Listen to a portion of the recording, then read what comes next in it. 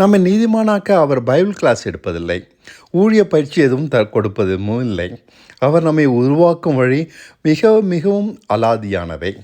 இந்த மாபெரும் மாற்றத்தை ஏற்படுத்த அவர் சாதாரணமாக நம்மிடம் சொன்னபடி பணிந்து நடக்கும் மனதை உண்டாக்குகிறார்.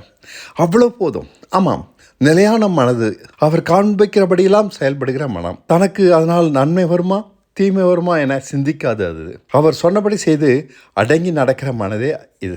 இவ்விதமாக ஒரு உடன்படிக்கை செய்து தேவன் நம்மோடு உறவாடுவதன் காரணம் என்னவெனில், பணிந்து நடக்கும் கீழ்ப்பிடிதலான ஜனங்களாக நம்மை சீர்படுத்துவதுதான். அவருக்காகவே உருவாக்கப்பட்ட விசேஷமான ஜனங்கள் நாம. அப்படி வாழ்க்கையில் எவ்வளவு உயரமானதை நாம் சாதித்திருந்தாலும் அவை ஒன்றுமே இல்லை. எவ்வளவு பெரிய மாற்றத்தை தேவன் நம்மிடம் உண்டாக்குகிறார். இதற்கு முன் நம் சாதனைகள் பெருமைகள் எல்லாம் குப்பைதான், வீணானவை தான். அவருடைய இந்த குதூகலமான பிரயாசம் நாம் நடைபெற்ற பின்பு அவருடைய பிரயாசத்தின் பலங்களால் நாம் மின்னுவோம். கனிகள் நிறைந்தவர்கள் நாம். அவர் மகிழ்ந்து கலிகூறும்படி விளங்குவோம். நாம் உலகத்தில் ஒன்றும் சாதிக்கவே இல்லை என்றாலும் இது ஒரு விஷயமே இல்லை. நம்மை உண்டாக்கியவர் நம் வாழ்வை பார்த்து சந்தோஷப்படுகிறாரே, இது போதாத? கீழ்ப்பிடிதலுள்ள மனம் இவை எல்லாவற்றுக்கும் காரணம். நான் ஒரு கிறிஸ்தவன் என்று கேள்விப்பட்டவுடன் ஜனங்கள் பலவித கேள்விகளால் என்னை தொலைக்கிறார்கள். நீங்கள் எந்த சபைக்கு போகிறீர்கள்? ஞானஸ்நானம் பெற்றுவிட்டீர்களா? பரிசுத்தாவி பெற்றுவிட்டீர்களா? ஏதேனும் ஊழியம் செய்கிறீர்களா?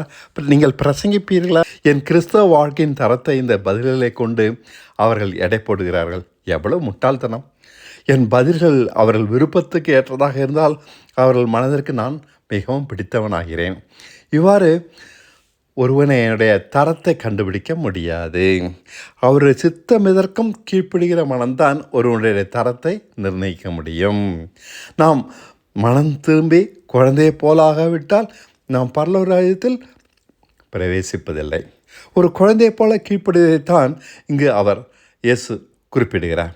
ஒரு கிறிஸ்தவனுக்கு மிகவும் அடிப்படை தேவை பணிவான இந்த தன்மைதான். பெரிய மனபாரமெல்லாம் தகுதியாகாது. எதற்கும் வளையாத மத போதனைகள், இறுக்கமான சம்பிரதாய பழக்கங்கள், குருட்டுத்தனமான சிந்தனைகள், விசுவாசத்தினாலே உலக ஆசீர்வாதங்களை பெற்றுக்கொள்வது, தேவனுக்கு முன் இவைகள் எதுவுமே அருவருப்பானவை. தேவனுக்கு முன் தரமான வாழ்க்கையை உண்டாக்கும் எளிய சின்ன விசுவாசம் ஒன்று போதும். அவர் சித்தப்படியெல்லாம் செய்து பணிந்திருக்கும் தரமான வாழ்க்கையை இது நம்மிடம் உண்டாக்கிவிடும்.